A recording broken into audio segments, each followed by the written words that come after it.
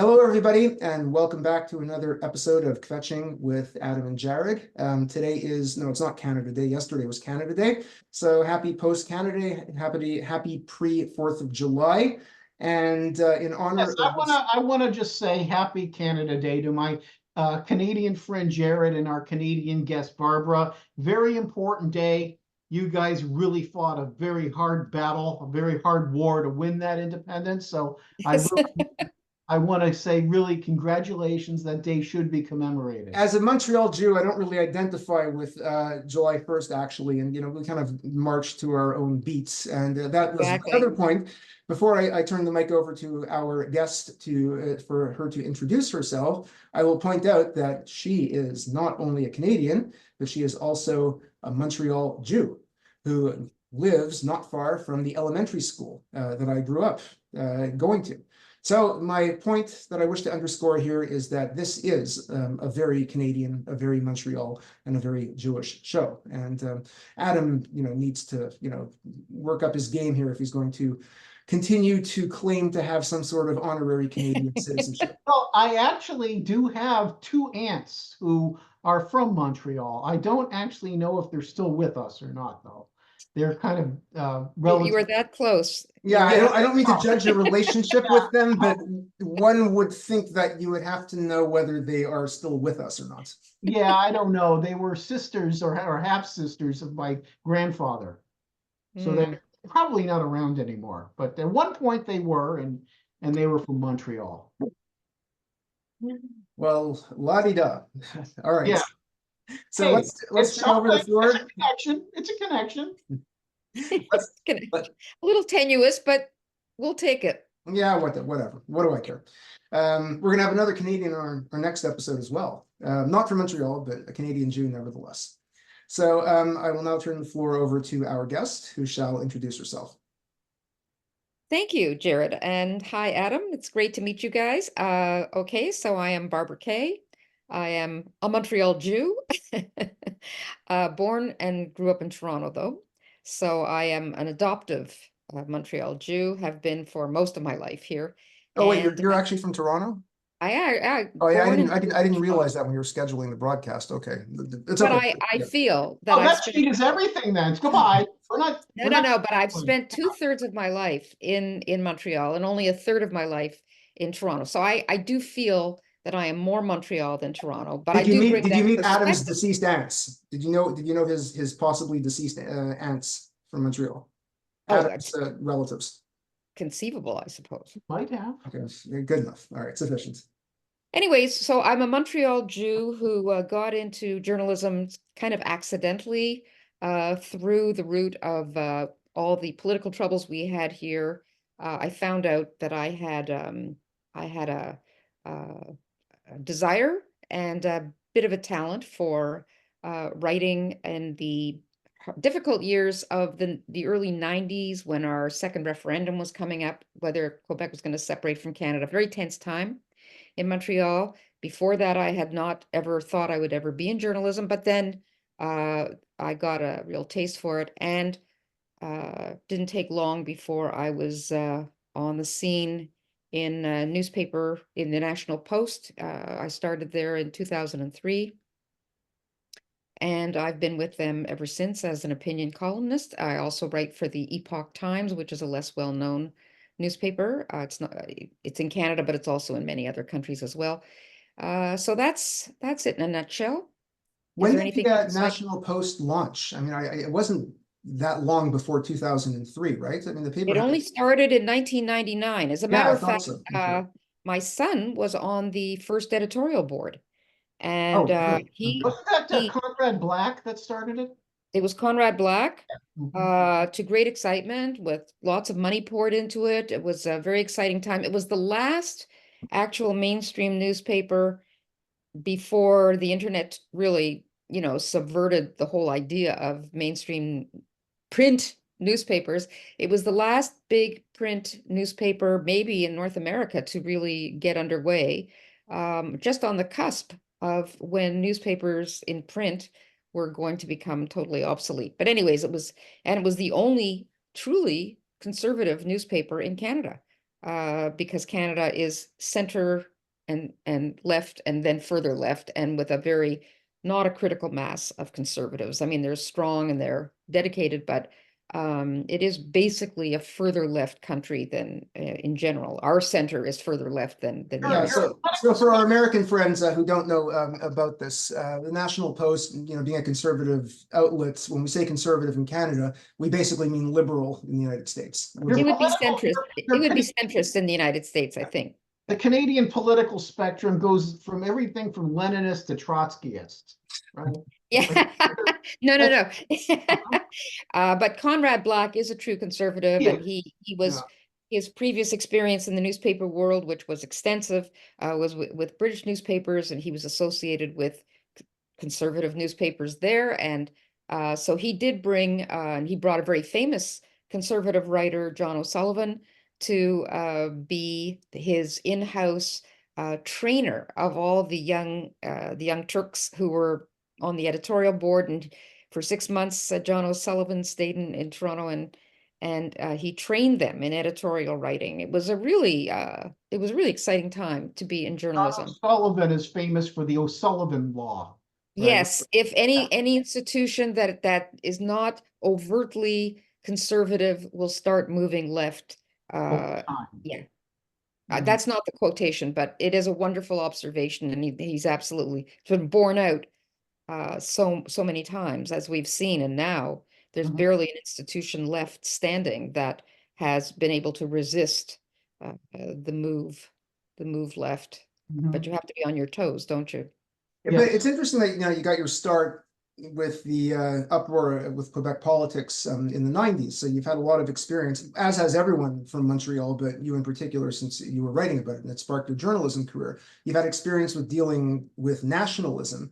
And in this case, in a very oppressive form of nationalism.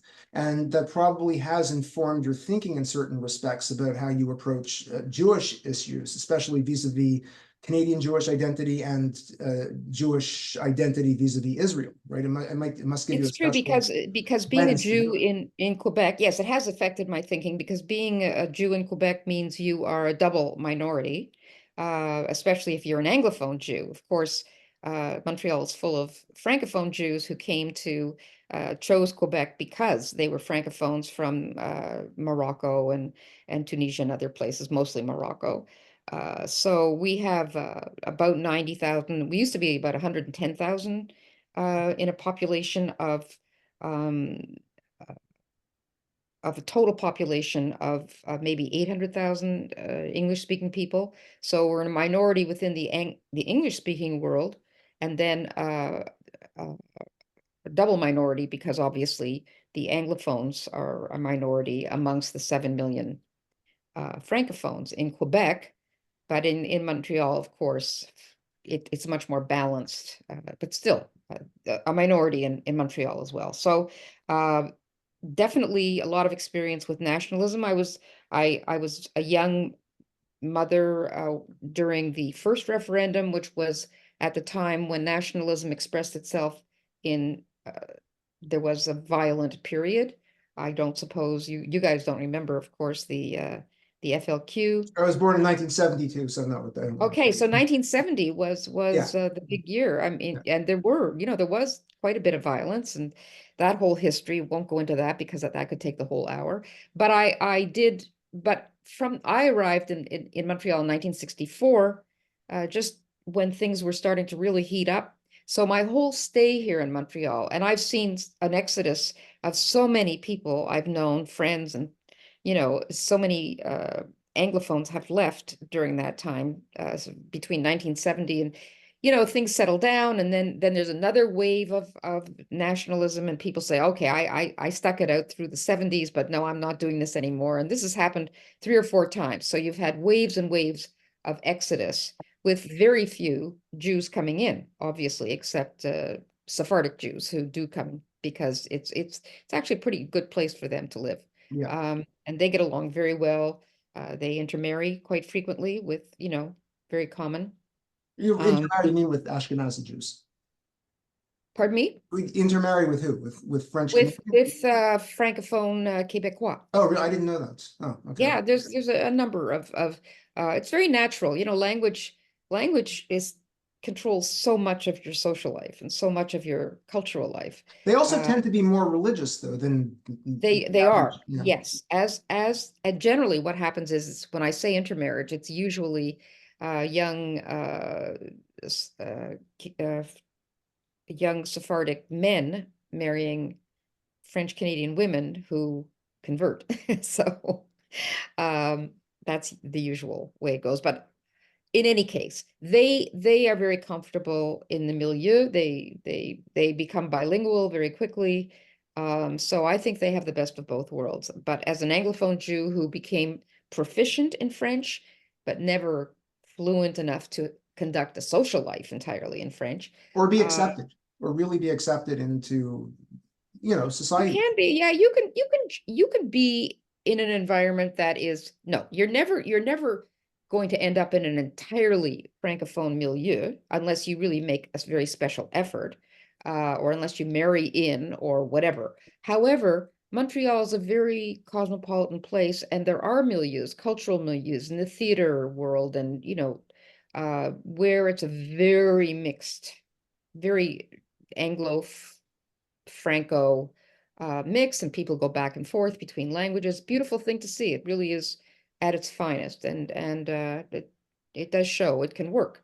The nationalism that people see from the outside, they're seeing a nationalism that is very much directed at areas of Quebec, which is 90% of Quebec, that are francophone, totally francophone, or the east end of Montreal, which is working class, totally francophone. So the area in which I live, and most of the people I know, and educated people, it's a very relaxed, it's very mixed French English, and people are bilingual, and people of your generation, everybody here, they're all bilingual. So it did succeed. The push, Bill 101, which was undemocratic, you might say, but it did the trick. It did create a younger generation that is all the immigrants that come to Quebec. So they are all fluent in French, and things were going along great. Now we're back. Now there's a resurgence of we could spend this whole hour talking about that if you like, because that's, and there's Bill 21. We could talk about that. We could talk about, We probably should. Now you get a but to basic. come back to my own appreciation of nationalism and what it's about, and watching what's happening in Quebec, I have a great deal of sympathy for Quebec. And I actually went from being someone who was like, well, this is terrible, the suppression of English, and we built this, the English built this province together with, the Francophones, and blah, blah, blah. I have gone from that extreme to being far more sympathetic to Quebec, because Quebec is the only place in Canada that has a sense of itself as a national entity, and that is not walking around, with, it's like Yom Kippur every day, like we're such terrible people and and atoning for their sins. They don't feel they have got sins to atone for. And they actually, in many ways, are what a nation should be. Democratic. Basically, it's a place where everybody can live, where services are in both languages, but with a very strong sense of our culture must prevail. This is the prevailing culture. If you want to integrate, you will be accepted here. You'll find employment here, and you can do fine. And on the whole, that is the case. Good point. But Well, let me make just no mistake. interject. But make no mistake. This is a French, Quebecois. Our heritage is the culture here. So Do you think Israel would be capable of emulating something like that, or the It already variables has are so something like you different? would be surprised at how many intellectuals, I mean, not how many, but the few that are very pro-Israel have a tremendous admiration for Israel. It's about the same number of people. Of course, Quebec is gigantic and Israel is small. But and they aren't surrounded by, they're in a sea of English-speaking people, but they're not English-speaking people that want to erase them from the earth, so it's quite a different situation. But they do admire the fact that the Jews built their own state, that it's a democratic state, that they are, the startup nation and all of that. As a matter of fact, Quebec is opening, and it would have opened already, except for October 7th, is opening a Quebec Israel Bureau in Israel for the economic benefit of both parties. So a lot of the politicians here are very, very keen on Israel and do see it as a small nation that did it, and that, so that they actually do look to Israel as an inspiration, and that they revive their national language and all of that. Well, a lot of Israel's critics, believe that Israel's unique, that only Israel is an ethno-national state, whereas, No, places no. like There's Quebec, lots of ethno-national states. Hungary's an all over the ethno-national world. state.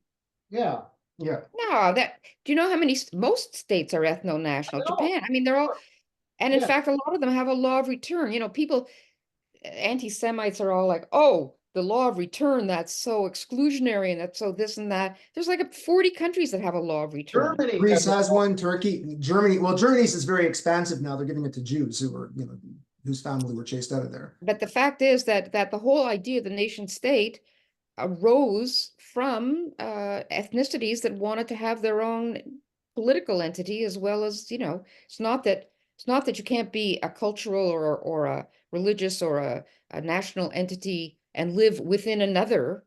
I mean, the Jews did this, basically throughout all of diasporic history. And if they weren't persecuted, they would have continued doing that. But we had to have our own state. Yeah. So, I mean, the Kurds should have their own state. They've earned it. Yep. I'll say Absolutely. one I last believe thing in the about nation state. World War I believe the nation state is the perfect political entity in which people can live securely, can culturally express, and have comfort. It answers every need. It answers every human need in a way that makes sense and accords with both human nature, and it's the right size to answer needs in an efficient way. So basically, I'm on board with the nation state, and I think Quebec could be a nation state. And the way Canada's going, I kind of okay. I'm not running away. You want to become a nation state? Things continue as they are for me here. Yeah, I can get behind that. All right, I could be a citizen of Quebec. I could do it. I mean, I don't depend on Canada to protect my interests anymore, especially as a Jew.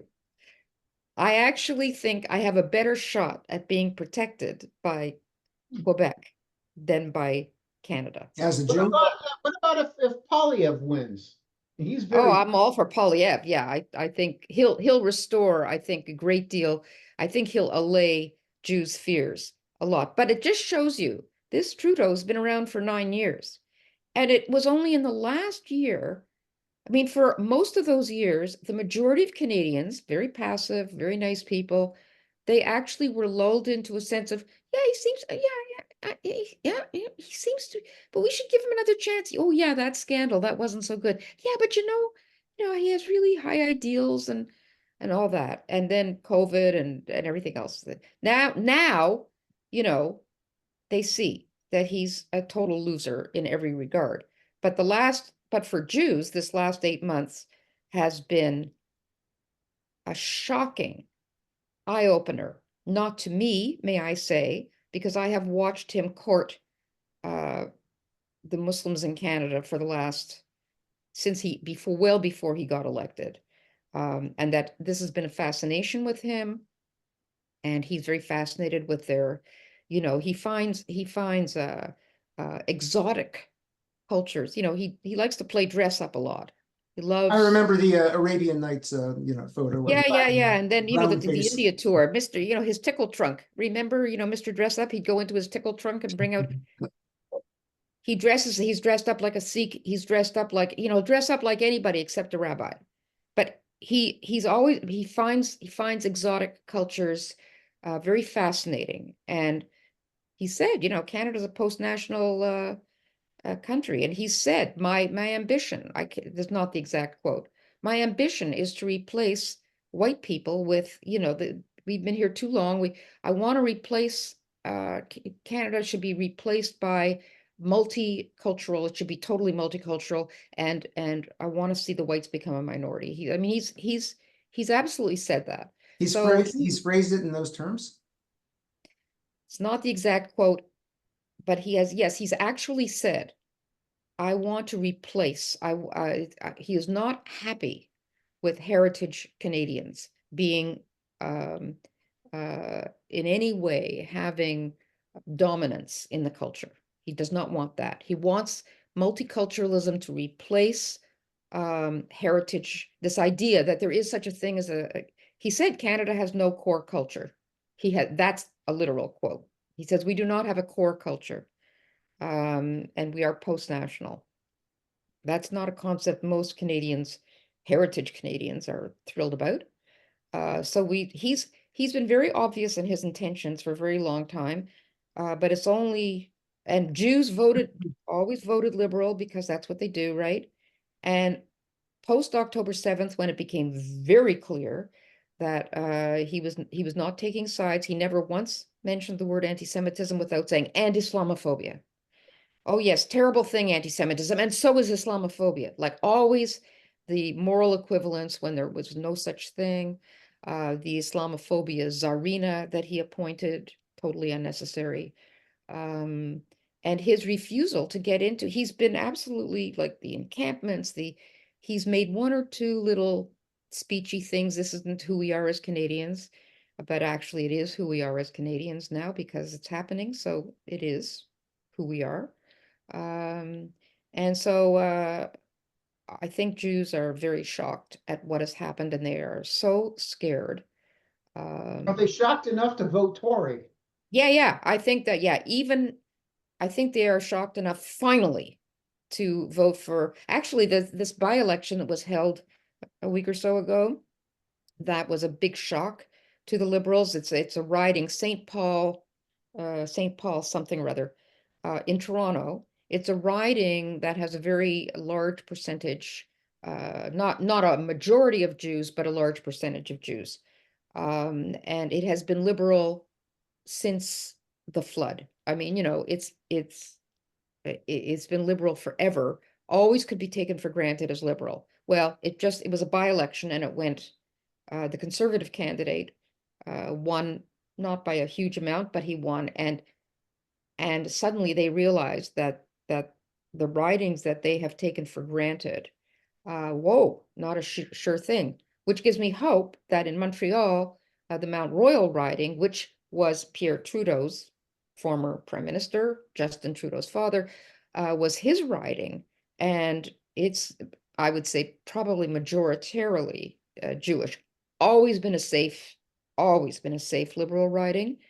There is hope that even that riding may flip.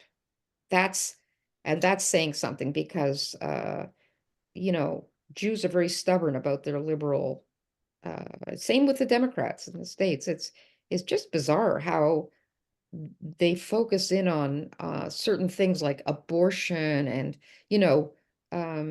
things that have nothing to do with most Jews, but to them is the litmus test for whether you're, a person you'd want to share you'd want to be at a dinner party beside. They consider progressivism their mitzvah. Like that to them is the definition of Judaism. I know, and I know I agree with you. And since October 7th, a lot of those Jews have been mugged by reality. They could not see behind, well, it was fine with them. Okay, we're not intersectional because, it's true. We're privileged. So we'll buy that. You might be right about Canada. that the Jews might flip and vote for Tories, but in the United States, I don't see the Jewish vote expanding all that much for the Republicans. Well, there's good reasons for that, Adam. I mean, because the Well, wait a Republicans, minute. Latest poll in New York, The Schumer, they got so is mad at showing Schumer. that Trump is up, that Biden is up only by a few points in New York. That's true. Okay, so maybe they won't vote for Trump for president, but down voting, like for Congress people and for, senators. I mean, Schumer just got the shock of his life. It was like a 46% split poll about him. That I'm not so convinced that, say, the governor election happened now, the New York governor election, and you have Lee Zeldin running. I don't think that Zeldin, even now in the post-October 7th world, would win New York in a statewide race. But it's all very hypothetical. I don't know. well, I mean, since we're talking about distinctions between Canada and the United States, let's bring the Jews and especially post-October 7th events that have occurred and how it's transpired differently in Canada and the United States. So Barbara, what are your thoughts about this? How is the situation in Canada similar to the US in terms of the uptick in anti-Zionism and antisemitism, whether we're talking about on college campuses or affecting Jewish institutions? When I read about bullets being fired into synagogues and schools, that's something that does not happen in the United States. We don't hear about that happening in synagogues here. It happens much more frequently. Well, you just had a little pogrom. You just had a little pogrom in LA, didn't you? I mean that LA thing wasn't too wonderful. Yeah, and there have been the bullets thing and the broken windows and a lot of that stuff I think have been casual lone wolf type. I mean they're obviously on the pro-Hamas side, but they're in terms of mass violence, there hasn't been mass. You're not seeing people on the street beaten up with the same. I'm reading all the time in the States that there have been incidents of just people yesterday in North Carolina, in Asheville, at a public library. I know, of all places, Asheville. Here, yes, I would say it's just as bad in terms of on university campuses. It's horrible. McGill with that encampment and Concordia, there's been incidents. And so several universities have had, wherever there's a density of Jews, there's been, intense activity with the pro-Palestinians, either setting up encampments or disruptions of events. There have been attacks on Jewish stores, Jewish-owned businesses. So it made, I don't know how to measure it in terms of more or less violent. The attitude is just as horrible. And the calling out of, Jews as you can't be on this panel, you can't do this, you can't, you're a Jew, you're a Zionist, so the cancellation impulse is very strong, with very little pushback from people at the top. The government is studiously indifferent. The federal government just appointed a new chair of the Human Rights Commission, who is I don't know where he's from, but he's Muslim, and he had a history of anti-Semitic activism that was pretty damning. And it's like they don't have Google. Maybe they don't have the internet in the minister's office that appointed him, but the minister who appointed him also what's his position? Head of the Human Rights Commission, Canadian Human Rights Commission, which we shouldn't have, by the way, but since we have it, people take their complaints to the Human Rights Commission and they can take complaints anonymously. That's a whole other discussion, but that's a huge influence. I mean, that's like appointing somebody to to be a judge at a very high level. It wasn't the Human Rights Commission. I'm not an expert on. Wasn't it originally for fighting anti-Semitism? Well, yeah, I mean, it grew out of the idea of fighting hate. It's like to make sure that, hate was addressed But it was properly. But then originally specifically about fighting Jew hatred. it may have been at the very beginning, yeah, probably. Now it's fighting for people who didn't get addressed by the right pronoun and they want to see their non-pronoun person be punished, and they often are.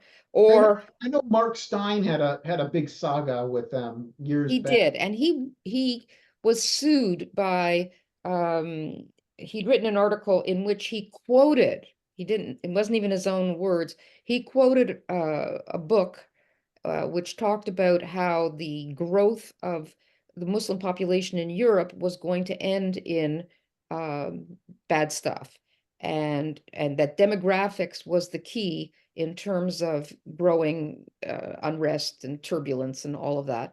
And so he was sued by, they were called the sock puppets, because it was 3 Muslim law students who were doing the bidding of I forget who it was, higher up, and they sued both the magazine and him personally, and dragged through, and it was such a farce that it actually ended the Section 13 of the Canadian Human Rights Act about that. But it didn't really die out, this whole idea of the Human Rights Commission.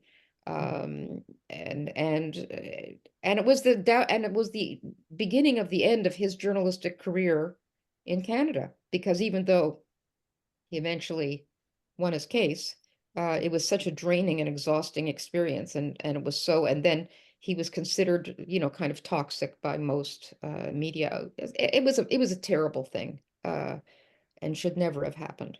And but this idea that you can legislate against hate or denialism, this idea that his government, Trudeau's government, is so draconian and so authoritarian. He even said once, somebody said, well, who do you admire this was years when he was just starting out, who do you admire amongst, the nations or political leaders? Well, he says, I kind of admire China, because, they get things done so quickly there. And he admired them because, if Trump had said that, that would be the end. oh, of course, but there was kind of what he admires China. And then, of course, when Fidel Castro died, his eulogy, Uncle Fidel, I mean, like, really, it was so maudlin and so. I remember that. I was living in Montreal at the time. Yeah. Do you remember that? Oh, yeah. Well, I don't want to get. All right. So that was. I've been to Cuba. I like the place. The people there are really nice. I'm not gonna fight a Cold War battle that really should have, ended by now. But let's get back to Jews a little bit. See, Sure. Adam, our critic, who said that we don't talk about anything besides Jews. I mean, they have a full-fledged 25 minutes of Canadian content here. Yes. I'm sorry, we went totally off base because Trudeau is not Jewish. Yeah, so that's right. Yeah. And he's never, as you said, he's never dressed up as a rabbi, just as an Arab. No, and he never will. Yeah. You will never see him. He's dressed up in blackface. Yeah. Many times. Yeah. He's dressed up as Aladdin. He never put on one of those long noses like what's his name from the Leonard Bernstein movie? No. No, we should be offended. He's erasing us. He's left us out of the whole cosplaying thing. So yeah, anyways, Barbara wrote an article, it's probably going on a month now, looking at the situation with Jewish studies programs and departments, not exclusively focused on Canada. It deals with the United States. It talks about Shaul Magid's recent book on diasporism. And Barbara has some very strong thoughts about that and about the direction that Jewish studies programs are going in. So this is probably, if we only count the dozen articles that I've written on the subject as one article, this is probably the 5th or the 6th one to really start looking at the problem of campus anti-Semitism, specifically at the role that Jewish studies is playing in it. Right. So many people have just written about campuses in general, or focused on the Middle Eastern studies programs or these other identity politics disciplines. But now people are realizing there is a problem in Jewish studies itself. Yeah. So what can you tell us about, the article and what really irked you enough to write this piece? I think what got me started was that first I had read a long article about the subject, and I had seen the article on diasporism, which I found very it saddened me terribly. To me, this is this whole impulse, diasporism, the embrace of exile, the repudiation of Zionism, was to me, please let me into your tent. Let me be part of your herd. I'll do anything. But I'll throw my grandmother under the bus. I'll throw my fellow Jews under the bus. I just want to be part of I don't want to be out in the cold here. Please let us in. This is, to me, the progressive Jews. It's so sad. They have they have pretended that that Judaism is a social justice movement rather than a religion that was made for Jews, not for the entire world. They've tried to universalize our holidays. This is a movement that's been going on for some time now. And well, the very premise that anyone claims there's some sort of authentic Jewish values or Jewish ethics is living in a fantasy world, which I think is what we're talking about. Where do they come from? I mean, the other day, I disagreed with that whole premise. With which premise? That there's no authentic Judaism. You think there is? What is it? I think there is. Well, it's based on Torah values. I think there are authentic Jewish values. But what I think is that if you've been raised in a Jewish, as I was, in a Jewish home and 99% of your friends were Jewish and all your social life was Jewish and everything else, you didn't know, a goldfish doesn't know he's living in a bowl. He just keeps swimming around and around and having a great time. He could be in an ocean. So we say, oh yeah, everybody has these values. But they don't. I mean, a lot of Christians have those values, but they got them from, it's only when you start looking at other cultures and you start seeing, hey, wait, their values they suck, like they're terrible. So you say it as though you got your values from just being a rational person. You didn't, because the people aren't basically rational. And that's not how societies don't grow rationally, they grow organically. And at the bottom of every society, every civilization, there is a religion, or a belief system, whether it's a religious system or whether it's Marxism or whatever it is. So our society, our civilization, Western civilization, and you could argue, as Mordecai Kaplan did, and I kind of go along with it. He says, look, Judaism is not just a religion, it's an actual civilization in itself. And what he says, what is a civilization?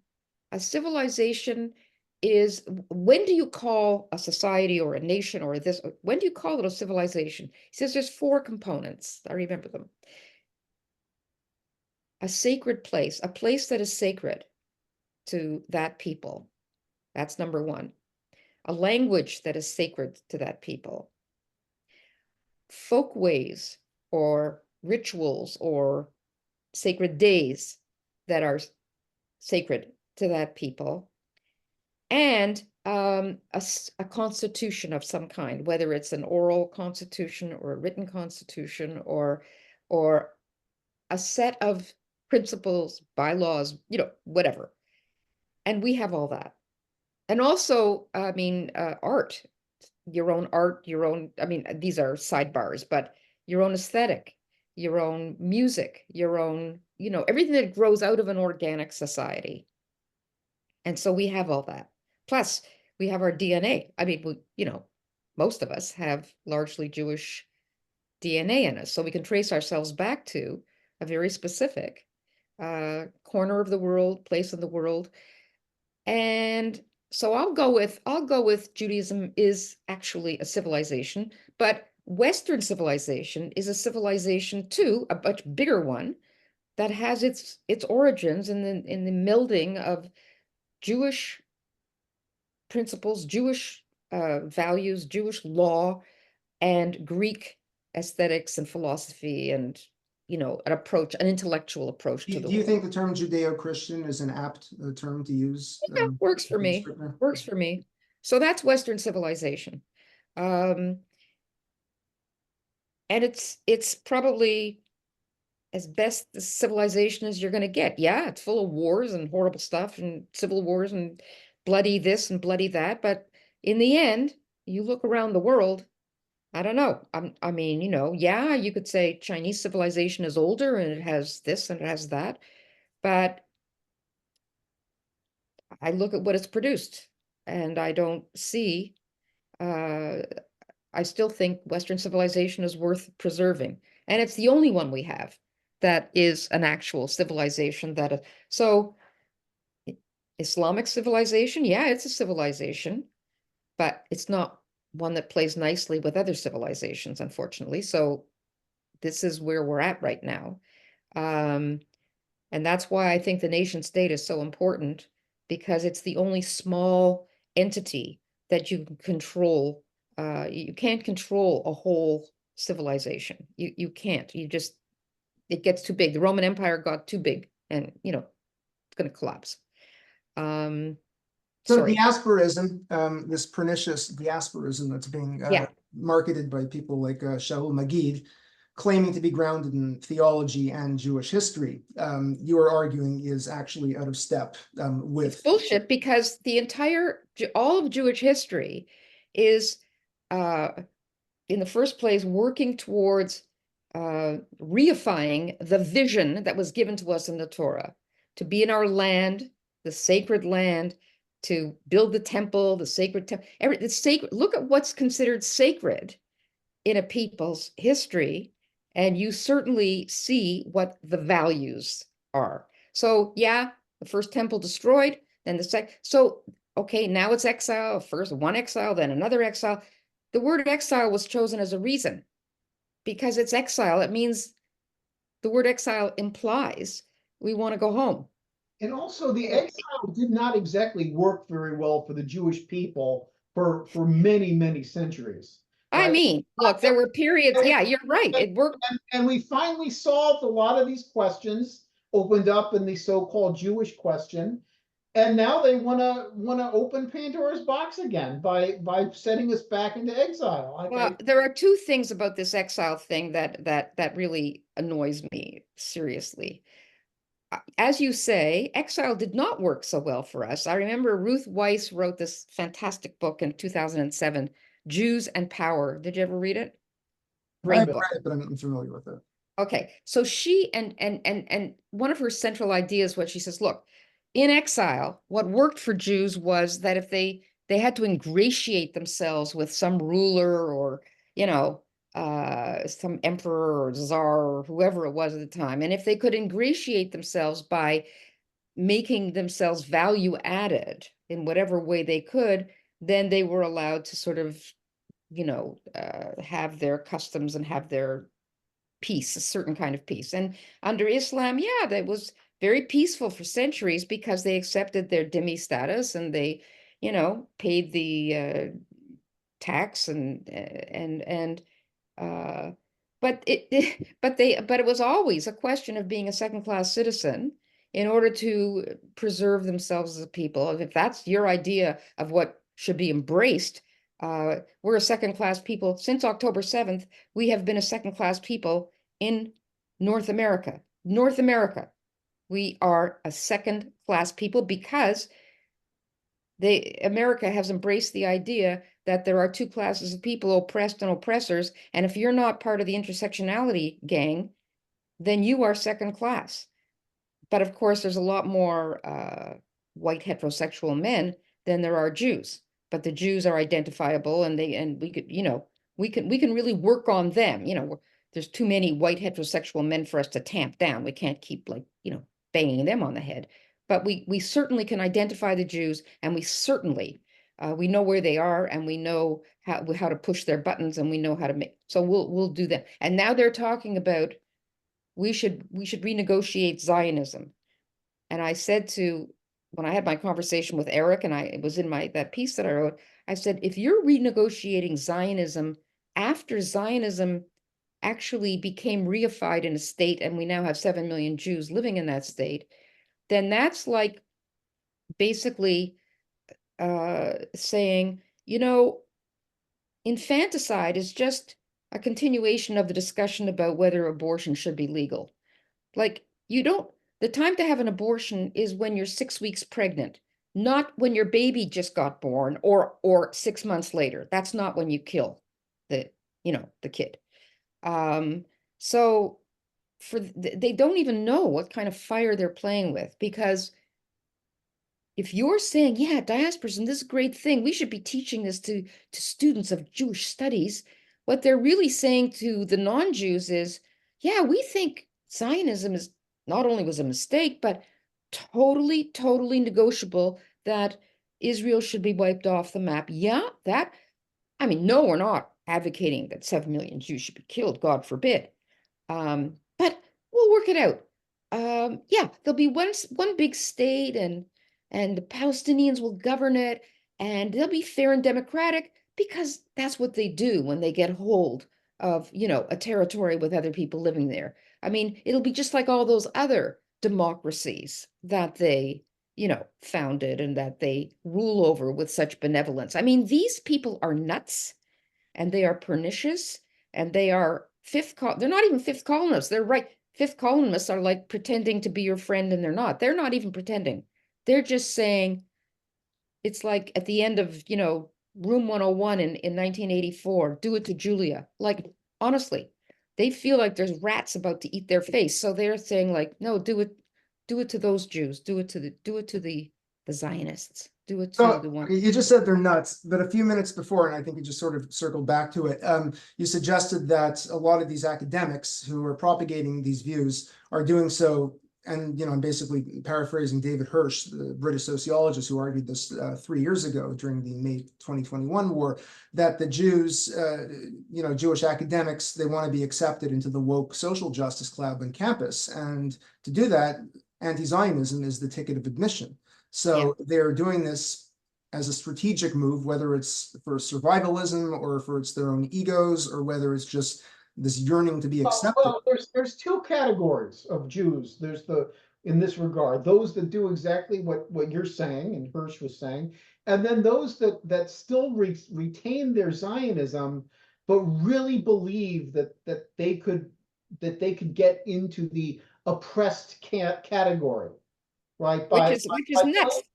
By claiming that this anti-Zionism is anti-Semitism, therefore they deserve to be categorized as oppressed. So they don't have a problem with the entire oppressor versus oppressed dynamic. That scenario for them is fine. Their problem is just where they're placed as Jews into that dichotomy. So Adam, I would suggest that a lot of them are doing that as a tactic. They don't necessarily believe in it, but they think this is the system. I think they believe it. There's a lot who I think believe that this is the system in place. Believe it. Jews are very good at working through systems, as you suggested with the Demi system. We're talking about progressive Jews, which most Jews are in America and in North America anyway. They don't have a problem with the woke ideology. The only problem they have with it is how they're being treated by it. But if they really think, look, they're not thinking rationally. If they really think, no, I don't believe that. I think they think like white academics who say, oh, I have so much privilege. Oh, I have to work on my anti-racism. Oh, I this, I that. But, well, wait, you're not going to give me the job because I'm white? Well, that doesn't seem fair. They can't seriously be thinking that Jews are going to be accepted as an oppressed group. Because first of all the other oppressed groups wouldn't stand for it. Do you think blacks would stand for Jews? Wait a minute. You're not. I think they seriously. You can't be oppressed. I think they really seriously do think of themselves as oppressed, as Jewish people as oppressed. They point to the Holocaust. They point to pogroms. They point to the entire history of No. I'm not arguing that Jews have been oppressed. We have been oppressed throughout the centuries. But this idea that a whole philosophy or a whole ideology that actually has rigid categories of who's allowed to be oppressed today, we don't fit in, because the Holocaust was so yesterday. And you know, I, like, I agree with you. I'm just saying this is how they think. well, but the Jews who actually think they're going to worm their way into the camp of the oppressed, they don't understand the ideology at all. They Don't.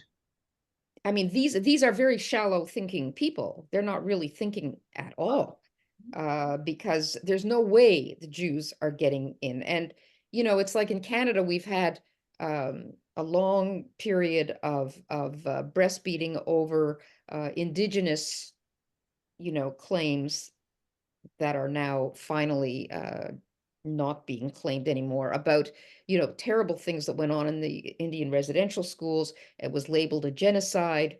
Our prime minister has called us a genocidal nation.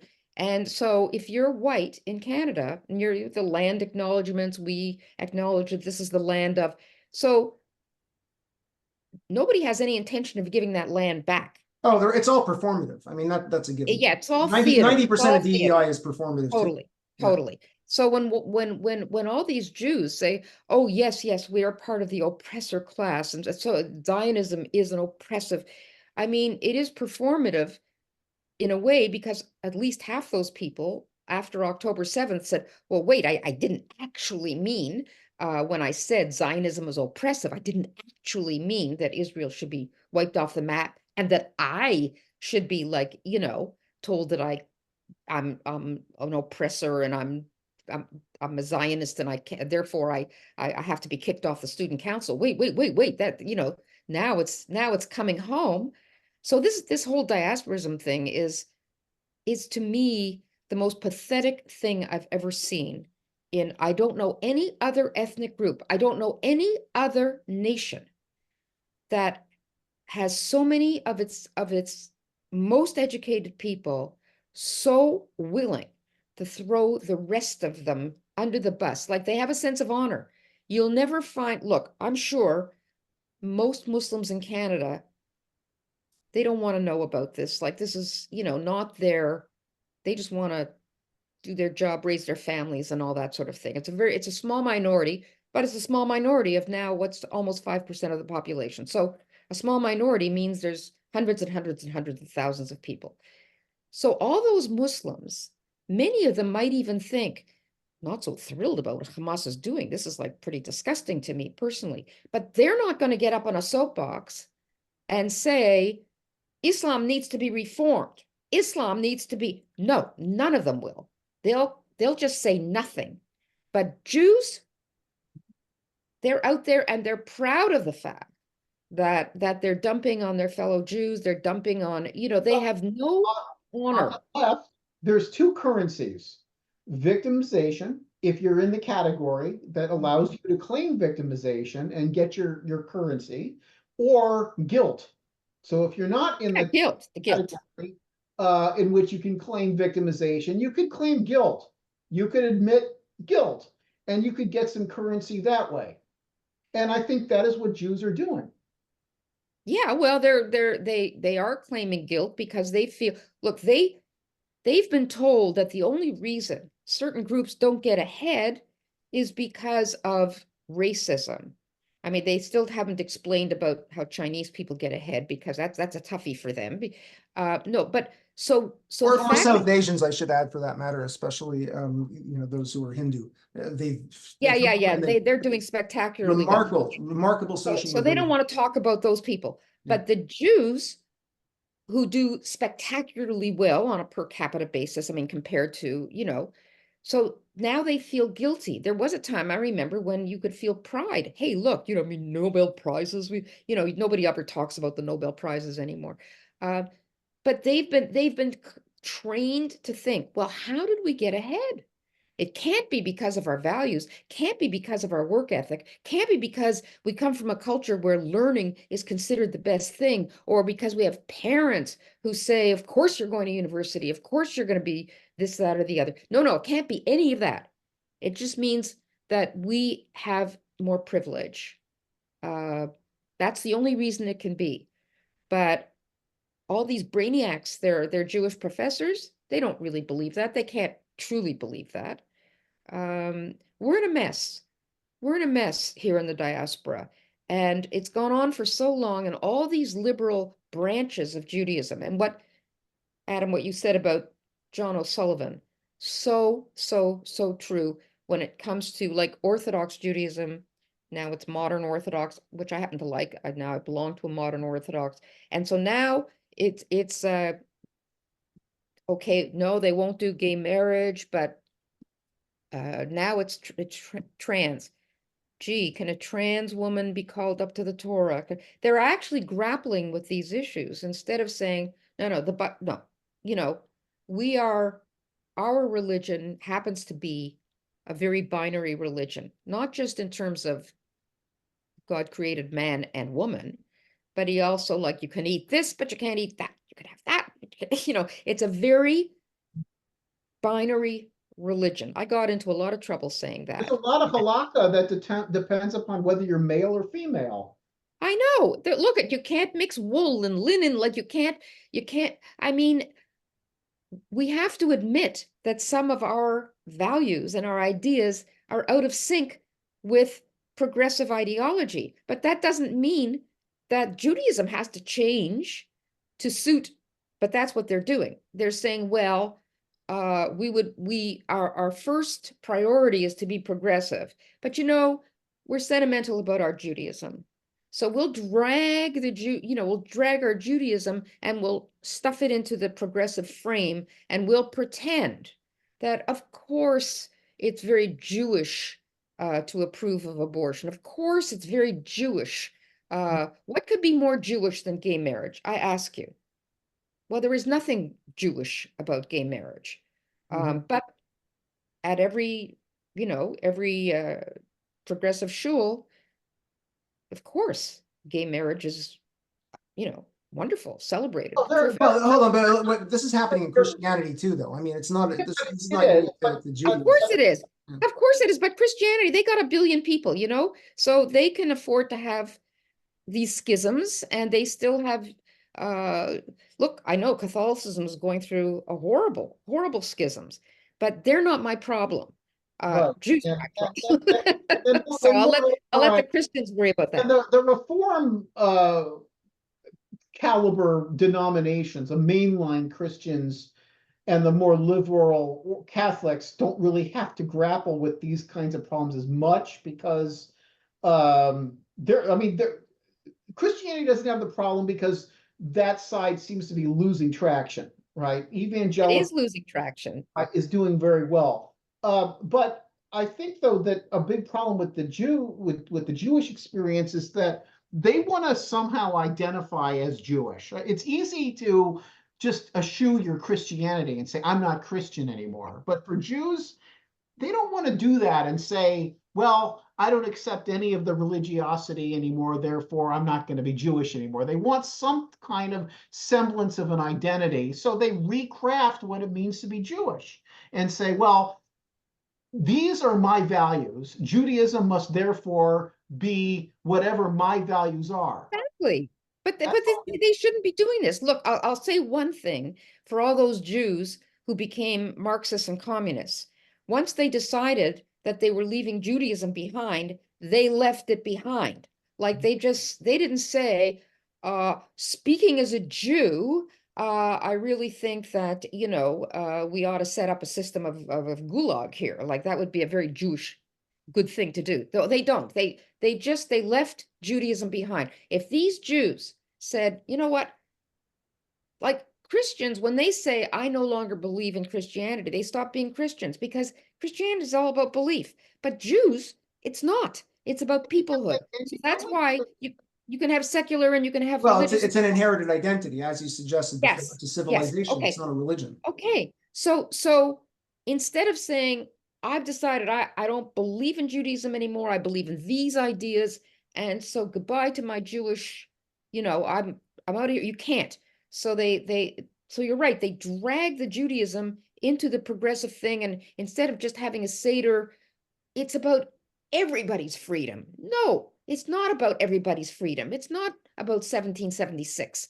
It's about the Jews' freedom from slavery. But they have to the only way you can be a good progressive is if the Seder is about everybody else's oppression. And then suddenly, and the Holocaust now, it's no longer about the Jews. It's about all Holocausts and all horrible, So we had a new Holocaust museum built in Ottawa. And on the outside of it, they was it the Holocaust Museum or the victims of the Soviet, whatever it was. I think it was, no, it was the Holocaust Museum. They didn't have Jews on the plaque outside. It I was like remember all that. the victims, Yeah. all the victims of the Holocaust. That's a very Soviet thing to do. I will add. That's what the Soviets did. Yeah. Except in the Soviet case, the 20 million Russians were murdered by the Germans. So you could sort of understand their perspective, even if it's wrong. Yes, I do understand it. They are, yeah. One of my favorite writers, by the way, I'm sure you just love him too, is Gary Saul Morrison.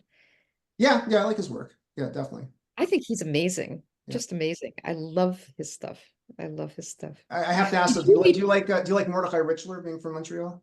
He's my favorite. He's my all-time favorite. Yeah, good.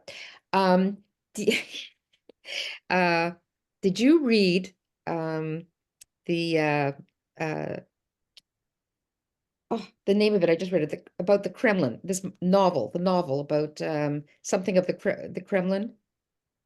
Hang on one second. I can't believe I just have to look at my title. I'm losing my title. We are taking a short commercial break while Barbara looks something up on the internet. No. I'm This podcast was brought to you by Potemkin Mustard. Wizard of the Kremlin. I don't know that book. Who wrote it? Oh, you've got to read it. Empoli is the author, and it's about Putin. Oh, it's an amazing book. Okay, I'll take a look at this. Okay, great.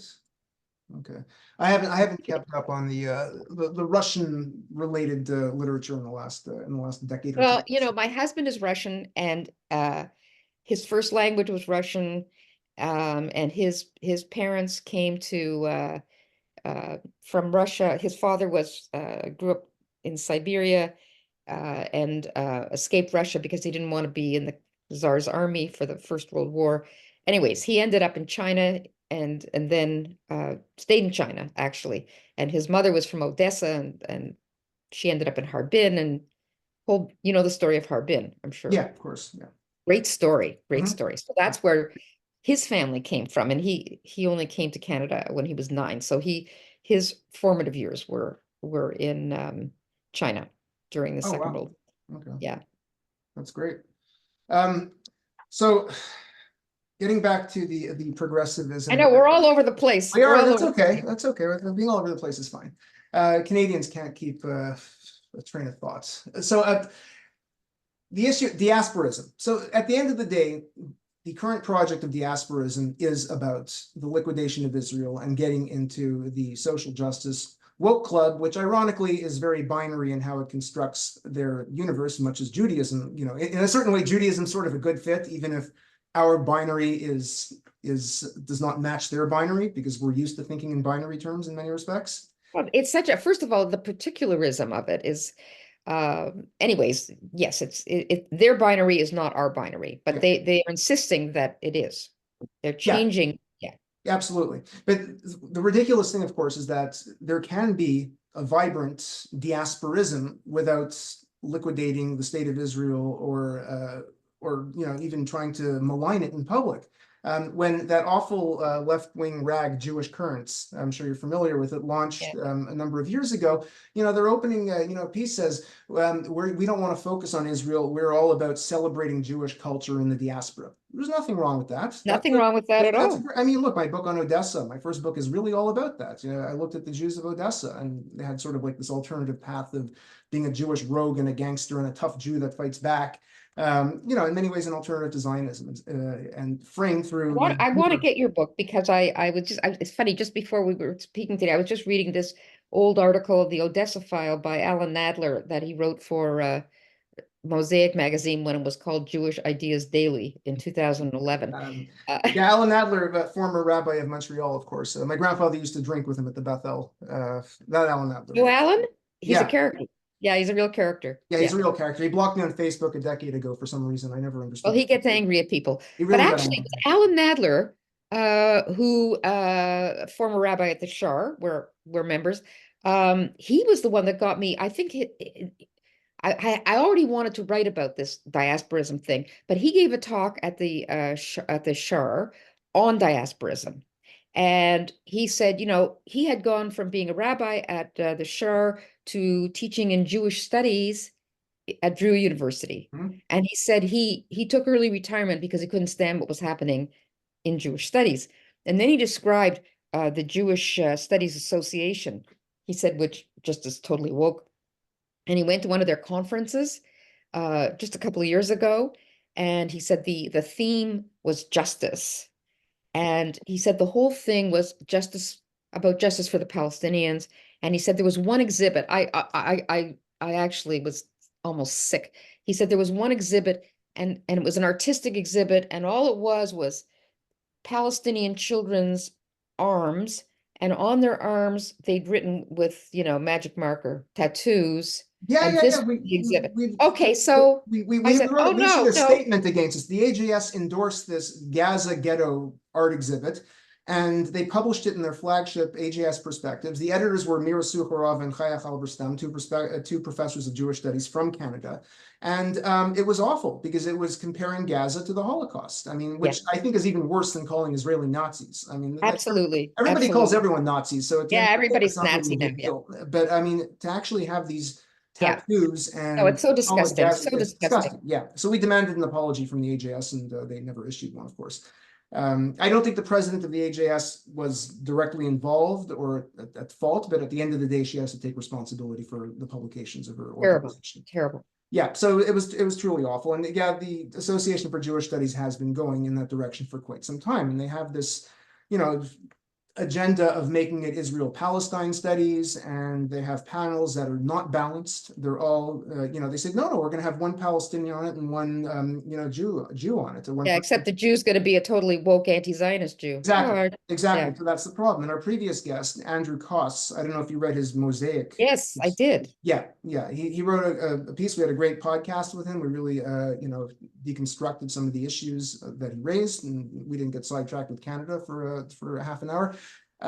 So it's become a real problem. It's the trend. It's the pattern. It's not as if you can't find people in Jewish studies who aren't doing other things, but they're not the ones getting platformed. They're not the ones getting the press. They're not the ones who are getting the new jobs that are coming out. And if you were to look at the overall pattern, the overall picture, then it is very much become a woke academic field. I mean, look at the tremendous added burden this is for mainstream Jews who just love Israel. They're not even Zionists. They just, Israel, we're proud of it. We're, you know, like look at the burden. What does it tell the non-Jewish world that the most vocal, the most out there are Jews saying, yeah, Zionism was a bad idea. No, it's absolutely, we should absolutely not. We have to, you know, the Palestinians are right. Their cause is right. Their cause is just.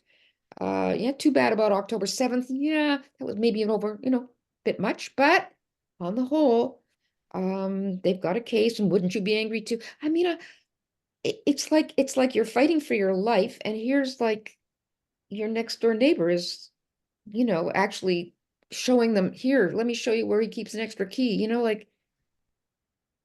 It's your next door neighbor who has a prestigious position at a university, and it's considered to be an authority on Jewish studies. Yeah. So they're throwing us to the mob. They are, yeah. So getting back to the whole diasporism thing, you know, Jewish Currents did not live up to what they said they were going to do, and Jewish Currents at the end of the day became just an anti-Zionist rag, and every single thing, not every single thing, but virtually everything they publish has to do in some way with social justice and with the Palestinians and with calling the actions of Israel criminal. That's what they do. That's what they publish. So how is that diasporism? It's Israel liquidationism, right? Diasporism would be to, you know, write about klezmer music, to write about to even write about the politics of the diaspora, to write about, you know, those sincere communists who in the early days after the revolution thought that, yes, we could work together and we could, you know, Jews could participate in this revolution and build something good and reformulate Jewish identity. We'd been so severely oppressed before that. You know, study them. You know, they certainly screwed up and ended up all getting shot, but it's still something that's fascinating to actually learn about. There's so many things I could be focused on. We have this great tradition of Jewish humor that I write a great deal about. Why not study that? Why not write about that? That's diasporism. Diasporism doesn't have to mean the negation of your homeland. It means it's going to exist alongside your homeland. Well, that's very well put. And this whole idea, what they're borrowing from the Palestinians is a kind of identity that's based in a negative idea. Like, in other words, Judaism's strength was that when negative things happened, they turned to the positive parts of, you know, this was crappy, but we're going to rebuild, and we'll rebuild with, and so the impulse is always to get to that sort of default set point of buoyancy, optimism, and building for the future. Yes, remember the past, of course, but in order to build a better future. So the Palestinian entire identity is based in Nakba, hatred, and revanchism. That's all they have. That's their identity. They don't have their own language. They don't have their own customs. They don't have their own art. They don't have their own sacred texts. What do they have? It's about the most negative identity I've ever heard of in an ethnic, like in a some kind of a that claims to be a people. And it's well, they are, I mean, they are a distinct nation at this point, but you are right that they emerged as a distinct nation because in their minds they were colonized by Jews, and it's with Jew hatred. All right, so all this negativism that has yeah, no, that you're completely right about that. But it has made them a pariah even amongst the Arab greater civilization that they were part of at one time and not that long ago, and indistinguishable from them. And they've made themselves distinguishable, but now they're pariah indistinguishable at the ethnic level. Obviously, there's certain clan and tribal identity. Sure. But now nobody, their own ethnic brethren that you would think there would be kinship ties all over the place, they don't want them. So this is, and it's supposed to, and it's Israel is given the problem of making them whole. It's just an amazing situation that we find ourselves in. And now half the Jews in the diaspora are saying, yeah, it's our responsibility to make them whole.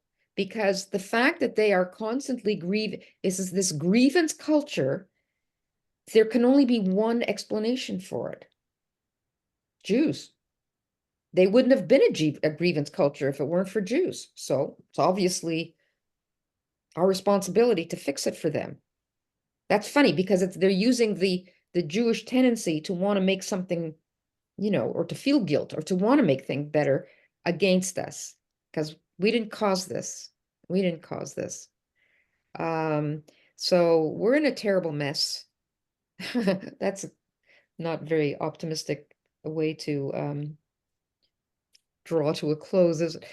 Yeah, we are nearing we're past the hour mark, but yeah. So are you not optimistic about the future of the Jewish diaspora, if you will? Well, the diaspora, no, I'm not optimistic at this point at all. I think who was it? Was it Herzl? Not Theodore Herzl. Hirsch. Some Hertz. Hampton Raphael Hirsch. Yeah, who was it that said the diaspora is entering is in a decline from which it cannot recover? I don't think it was him because he was no, the founder of neoconservative Judaism in Germany in the mid 1800s. Anyways, right, I think a very significant thing happened 2 years ago or a year ago in Israel that nobody really gave significant attention to, which I think it should have, and that was for the first time since 586 BC, the population of Israel is equal to more than all the Jews in the rest of the world combined. And that is an astonishing fact. And what it means psychologically is, there was a time when Israel was fragile, very dependent on the diaspora for tons of money and strength and bonds and, the whole thing. Now, most Israelis really don't care much what the diaspora thinks of them or tells them to do. They can just go, naff off. Like, they are Israelis and they are strong and they are no longer dependent. Well, they are dependent in one sense, I suppose, in a few senses, but the money that pours in from the diaspora, which used to be a significant portion of is now like about 1% of the revenues that if not another cent came in from the diaspora, Israel would economically survive very well. So I believe it's now the center of it's now the center of world Jewry. Israel is the center of world Jewry, and what's going on in the diaspora is pathetic. I almost feel like it's the death throes of a dying animal, like that doesn't know how to save itself and is just clawing at, grasping at straws. Like really, this is truly grasping at straws. And so I don't see the vibrancy. Look at the decline in attendance at Ivy League schools. Jews used to be I don't know, a quarter, 25%. Maybe that was a lot. Maybe that was disproportionate, of course. And now they're down to some of them like 5%, 7%, 9%. Like, this is an extraordinary. So all these institutions, there are whole boards of cultural institutions where Jews used to be at least a quarter to a third. Now some of them are Judenrein, like they don't want Jews on their cultural institutions anymore. You put all the stuff that's happening together and the subtle, like, no, let's not choose them. No, that would be controversial. No, that he's no good, she's no good. Like, in 10 years, I don't see Jewish influence being so very influential anymore in America. Well, we are only 3% of the population. So but we always punched above our weight. I think did. Well, from the 1950s onward, yeah. Well, I can tell you in Canada, the Jewish population is in decline. It was 400,000, it's now 350,000 because the Jews are not having children and their fertility rate is actually lower than the general population, which is already low. So they're not only not reproducing, they're not even coming close to reproducing. Many young Jewish people are not having children at all, whereas the Muslim population is growing by leaps and bounds. If it wasn't for the Haredim, we wouldn't be in serious trouble with our population. If what? Sorry? If it wasn't for the Haredim, we Oh would yeah, yeah. Well, the Haredim are in Israel, but yeah, the Orthodox, the ultra-Orthodox, yeah, they're holding their own. They're having lots of children, but they're living in their own bubble, and we don't have anything to do with them, really, do we? Yeah, but apparently they have a lot of people that drop out of the program and join the secular population. So it's not a majority, but it's a Well, we'll see what happens. Yeah, but there. they run away from their Judaism entirely usually, and Yes, yes, yes. In Canada, I can say that the Muslim population is the swing vote in between 30 and 40 ridings. The Jewish vote maybe in 3. So there's a reason why the federal government knows who they have to accommodate and who they have to please and who they have to, there used to be a number of Jewish politicians. There's very few now. Now the same issue is happening in American politics because of Michigan and Minnesota that the Democrats are afraid of losing. They're very stupid in the United States because right now, I know there's 350,000 Muslims in Dearborn or in that area, but that's one place. And there's also a lot of Jews in Michigan. So right now in the United States, Muslims account for maybe between 1 and 2% of the population, which is out of 350 million people. They are not significant. They might be noisy, but they are not significant. In Canada, they're 4 going on 5%, hugely significant. So we have 38 million people, and we're bringing in hundreds of thousands every year, and this government is actively seeking to bring them in from places where they know. I'm not saying they bring them in because they are anti-Semitic. I'm saying they're bringing them in from places where they know they are anti-Semitic, but that's of no interest to them. That is of no concern to them. That's who they want. So do the math. Anyways, I just think that Israel's survival is so crucial to the survival of Judaism and Jews. You know, the diaspora, you know, if Israel goes, that's it. I think this is our last hurrah, you know, like this is our last kick at the can. If Israel cannot defend itself to the point where it's actually not in a constant war for the next 50 years and the margins of the country moving inward because, you know, I don't want to be pessimistic. I want to be optimistic. I think we have to bite the bullet, and there is going to be an all-out war. And You mean over here or over there? there, Yeah. but everybody's going to be dragged in, one way or another. Well, on that happy note, Yes. happy Canada Day to everyone. And for you Americans who thought that Too bad we're not Canadians all were in one room, more I'd say. optimistic, happy people, we can show you that. Oh yes, optimistic. It's if we were all together, I would say let's have a l'chaim. We can't, you know, like we should get out, you know, a bottle of bourbon and have a. I usually drink during our recordings, but we started a bit early today, so you know, in any case, well, You let me know, I would have had a drink handy too. Yeah, well, we're recording our next one tomorrow at 10 a.m. That'll definitely be a little bit too early to start hitting this on us. In any case, thank you very much for a terrific episode that swung from Canada to diasporism and Israel. Yeah, we certainly rambled, didn't we? Yeah, that's okay. Our true fans will stick it through and will watch the whole episode. And we do have a handful of those. And we do have to meet a certain amount of Canadian content. I think that's what the government is expecting of me. Well, we did that. We did do that. And judging by our comment section, our show is #1 among anti-Semites. Oh, excellent. Well, that's great. I didn't realize we'd achieved that. So, yeah. Hopefully some of the Canadian anti-Semites will now start watching our podcast and you know. I think I'll make that a feature of my tweet. When I tweet it out, I'll say #1 Jewish show with anti-Semites, and I was a guest. All right.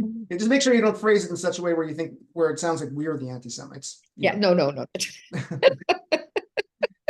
All right. Well, thank you everyone for tuning in. And this is the three of us signing off. Happy Canada Day and happy 4th of July. Hamsa.